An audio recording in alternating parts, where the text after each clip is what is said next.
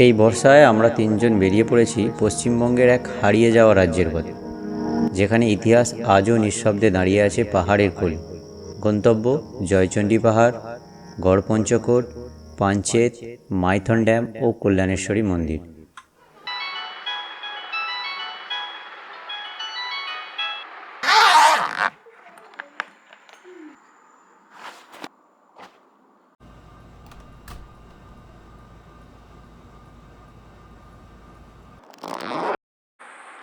প্রতিটি যাত্রা শুরু হয় একটি সিদ্ধান্ত দিয়ে। আজকের সিদ্ধান্ত কয়েকটা দিনের জন্য ব্যস্ততাকে পিছনে ফেলে যাওয়া।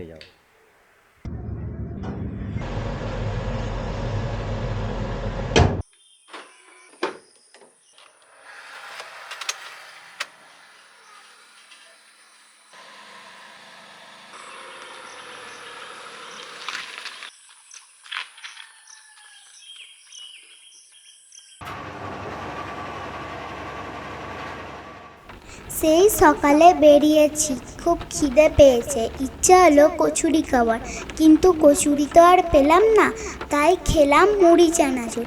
বাইরের বৃষ্টির ওয়েদারে বেশ খেতে ভালোই লাগছিল। ভ্রমণের সবচেয়ে সুন্দর অংশ গন্তব্য নয়, পথ। কারণ পথই শেখায় অপেক্ষা করতে, পথই শেখায় ধীরে চলতে, আর পথই অচেনাকে আপন করে নিতে শেখায়।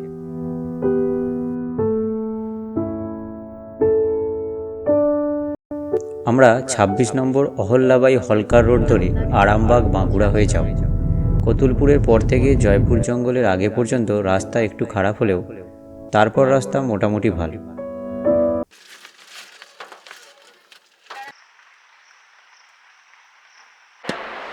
এরপর আমরা জয়পুর জঙ্গলে বনলতা রেস্টুরেন্টে দাঁড়ালাম খাবো বলে। আমি নিয়েছিলাম লুচি আর বাবা মা নিয়েছিল মশলা সেকা পরোটা, আর ওখানকার ফেমাস রসগোল্লা, বিগ সাইজের রসগোল্লাটা খেয়ে বেশ ভালোই লাগলো, কিন্তু বাকি খাবারগুলো মোটামুটি ছিল।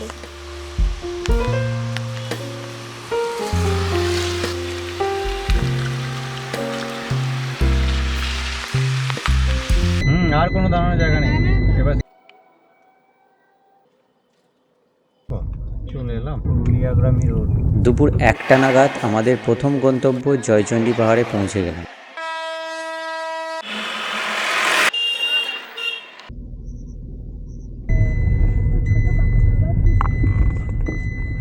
এইটা দিয়ে যাওয়ার জায়গা, এটা দিয়ে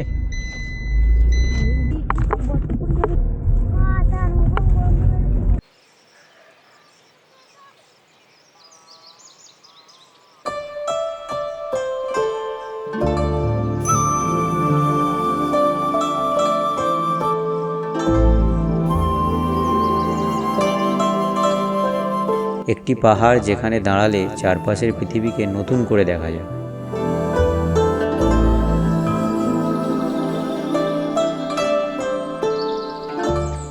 প্রতিটি ধাপ শুধু পাহাড়ের চূড়ার দিকে নয়, নিজের ভেতরেও একটু একটু করে এগিয়ে নিয়ে যায়।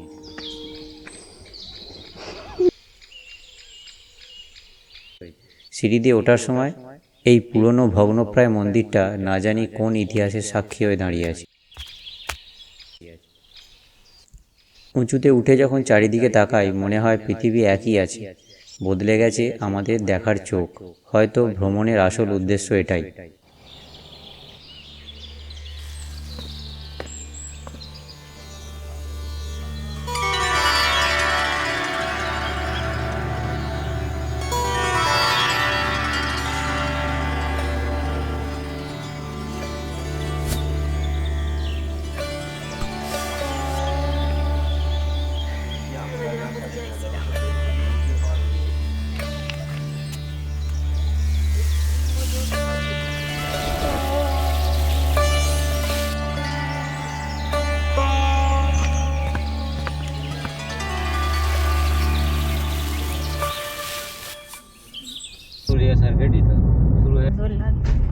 দীর্ঘ পথের শেষে হঠাৎই সামনে এসে দাঁড়ায় পাহাড়, মেঘ আর একটি নাম গড়পঞ্চকোট, যে নামের ভেতরে লুকিয়ে আছে শত শত বছরের ইতিহাস।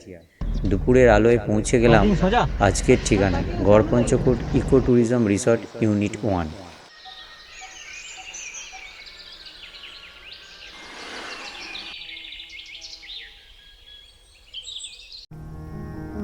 আগে লাঞ্চটা সেরে নিই, খুব খিদে পেয়েছে। আমরা নিয়েছিলাম একটা ভেজ থালি, একটা নন ভেজ। নন ভেজে অপশন ছিল মাছ আর চিকেন, আমরা চিকেন নিয়েছিলাম। আর থালিতে ছিল ডাল, ঝুরি আলু ভাজা, একটা তরকারি, আলু পোস্ত, চাটনি, পাঁপড়, স্যালাড, একটা করে মিষ্টি। আজকে রাতের ঠিকানা Garpanchkot eco tourism resort unit 1। রাস্তার এক পাশে মেন বিল্ডিং, যেখানে ডাইনিং এরিয়া, রিসেপশন এবং ডিলাক্স রুমগুলি আছে। আমরা রাস্তার অন্য পাশে একান্তে কটেজ বুক করেছিলাম, যার সামনের ভিউ অসাধারণ।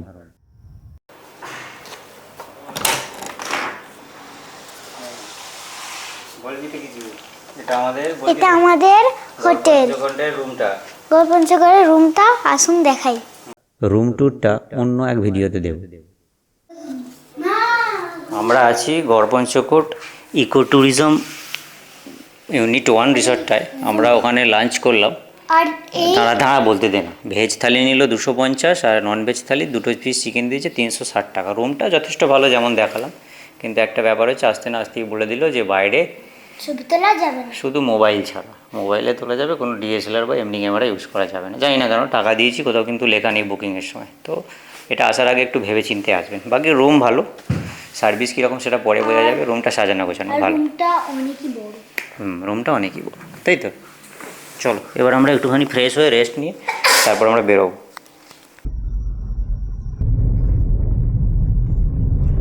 বিকালের নরম আলোয় আমরা বেরিয়ে পড়লাম আমাদের আজকের মেন ডেস্টিনেশনে। প্রথম দেখায় এগুলো শুধুই ভাঙা ইট মন্দির মনে হলেও যদি একটু থেমে থাকান তাহলে বুঝবেন এগুলো ধ্বংসস্তূপ নয়, এগুলো সময়ের স্মৃতি। এক সময় এই পথ দিয়েই হেঁটে যেতেন রাজা বস্তুসভা। এই মন্দিরেই বাজত ঘণ্টা। আজ সেই শব্দও নেই, শুধু বাতাস আছে। তবু অদ্ভুতভাবে মনে হয় এই ভাঙা দেয়ালগুলো এখনও সব কিছু মনে রেখেছে।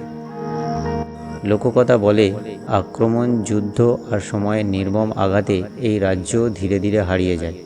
কিন্তু ইতিহাসের সবচেয়ে আশ্চর্য বিষয় হলো, মানুষ হারিয়ে যায়, রাজ্য হারিয়ে যায়, কিন্তু গল্পগুলো রয়ে যায়।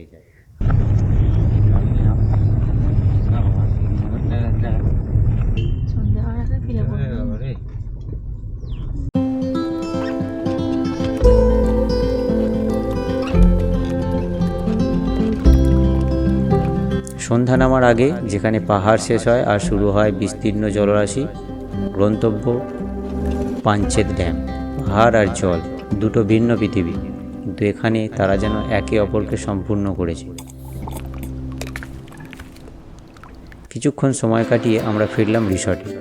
ডিনার কমপ্লিট করে এবার রেস্ট।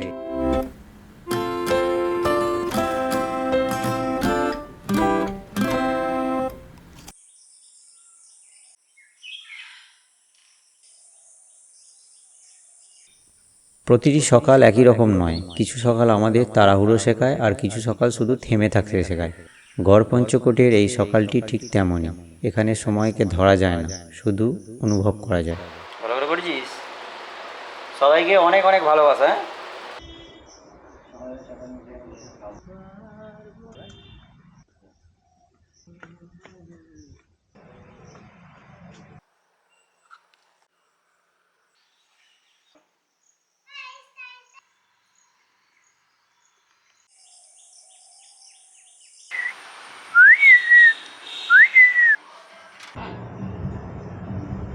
কি নাম তোমাদের? কি নাম? পড়ো খালি। কি হলো? কি হলো তোমার? কি হলো? কি হলো? কি হয়েছে?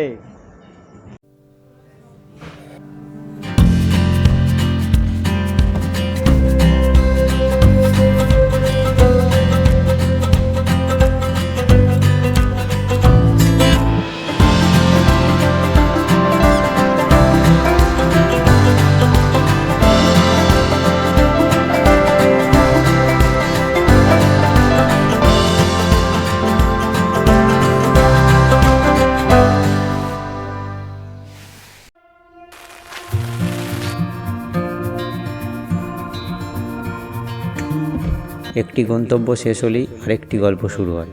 আমাদের পথ এবার মাইথনের দিকে। এই বাজার করতে গেছে, মাছ ধরতে গেছে, ওকে জিজ্ঞাসা করছে তুমি ওকে যে মাছটা আনতে বলেছো তুমি মাছটা নিয়ে এসছো, জিজ্ঞাসা করছে।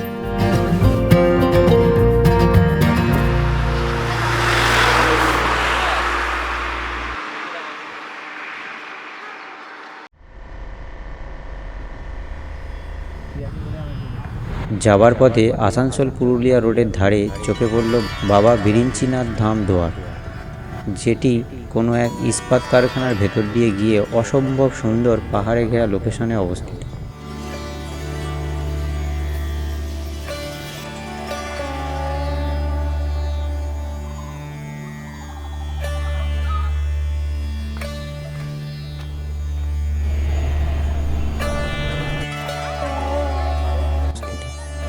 দিনটি বিপত্তারিণী পুজো উপলক্ষে মন্দিরের ভিতরে প্রবেশ করতে না পারলেও আশপাশটা অত্যন্ত শান্তিদায়ক ছিল।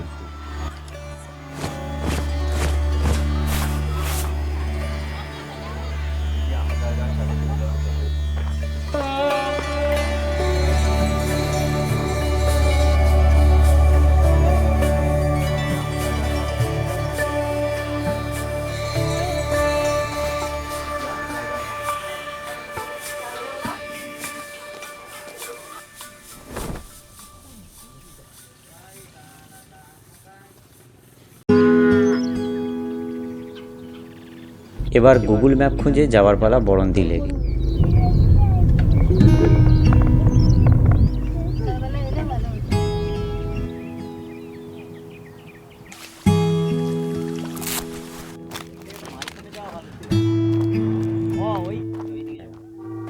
কিছু জায়গা নিজের পরিচয় দেয় না, তারা শুধু অনুভব করতে শেখায়। বরন্তি ঠিক তেমনই। জায়গাটা খুব সুন্দর, কিন্তু আমরা ভর দুপুরে পৌঁছালে গরমটা কষ্টকর হয়েছে। এখানে পাহাড়ের কোনো তাড়া নেই, জলের কোনো শব্দ নেই, শুধু সময় ধীরে ধীরে বয়ে যায়। আমরা প্রায়ই ভ্রমণের সব কিছু দ্রুত দেখে ফেলতে চাই, কিন্তু কিছু জায়গা দেখার জন্য নয়, থেমে থাকার জন্য। বরন্তি আমাদের সেই কথাই মনে করিয়ে দেয়।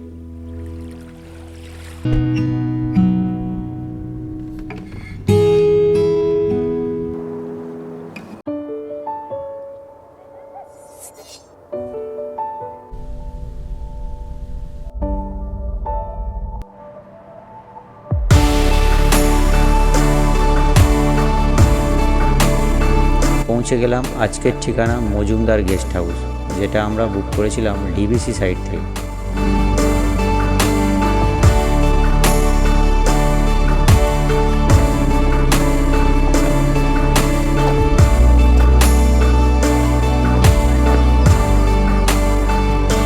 প্রচণ্ড খিদে পেয়েছে, তাই আগে খেয়ে নিলাম।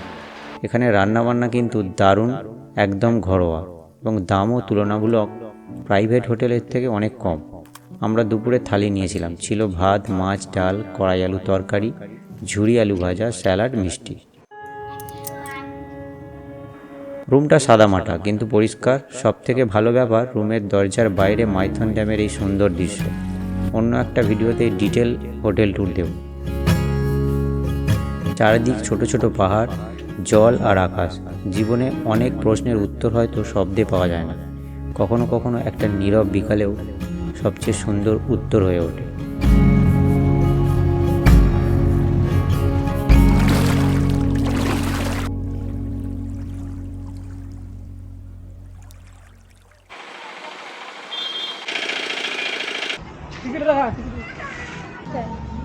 নাম আছে ওগুলোর? কিছু নাম নেই। ঝালমুড়ি দ্বীপ। আর বড়টা চামচ দ্বীপ। তো বড়টাই গেলে কত টাকা? ওটা 500 টাকা নামা যাবে না ওটাতে। বড়টায় নামতে দেবে না? বন্ধ আছে, জঙ্গল আছে। চলো ঠিক আছে।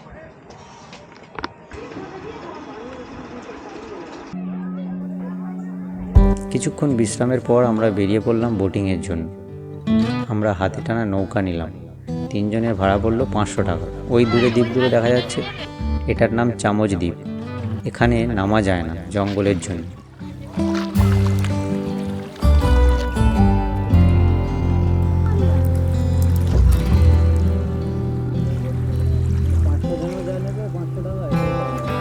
আর এইটা দেখা যাচ্ছে, এর নাম ঝালমুড়ি দ্বীপ।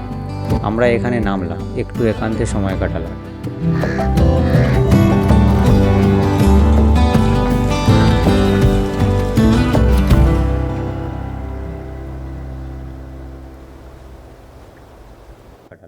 বোটিং সেন্টারের কাছে অনেক দোকানপাট আছে, এখানে চাইলে খাওয়া দাওয়া করতে পারেন।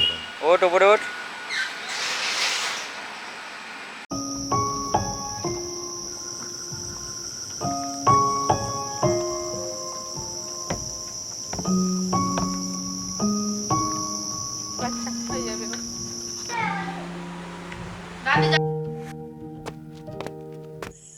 এটা হচ্ছে আমরা মজুমদার নিবাসের বাইরে দাঁড়িয়ে আছি রাত্রিবেলা।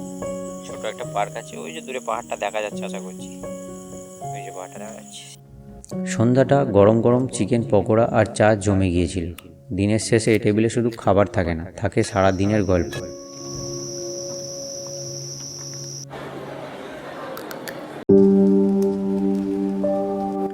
প্রতিটি সফরের একটি শেষ সকাল থাকে। অদ্ভুত ব্যাপার হলো শেষ দিনের সকালগুলো সবসময় একটু নীরব হয়, কারণ আমরা জানি আর কয়েক ঘন্টা পরেই এই জায়গা একটা স্মৃতি হয়ে যাবে।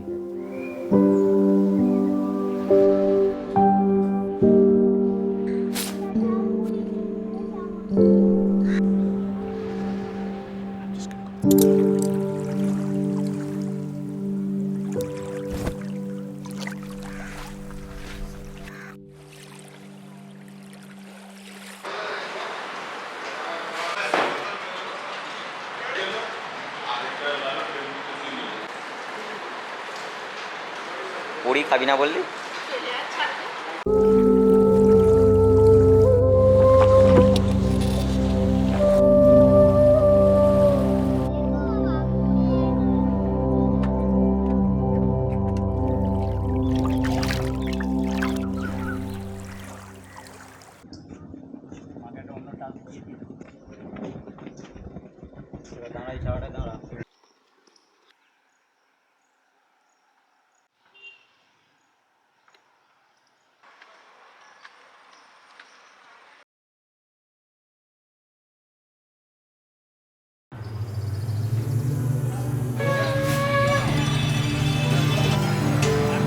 ফিরে যাওয়ার পথে কল্যাণেশ্বরী মন্দির শুধু একটি দর্শনীয় স্থান নয়, একটি বিশ্বাসের জায়গা।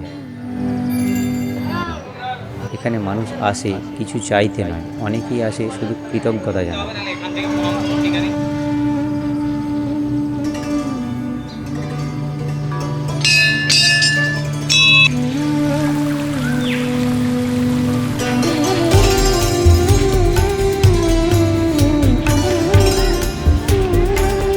কোথায় করতে হবে যাই হোক।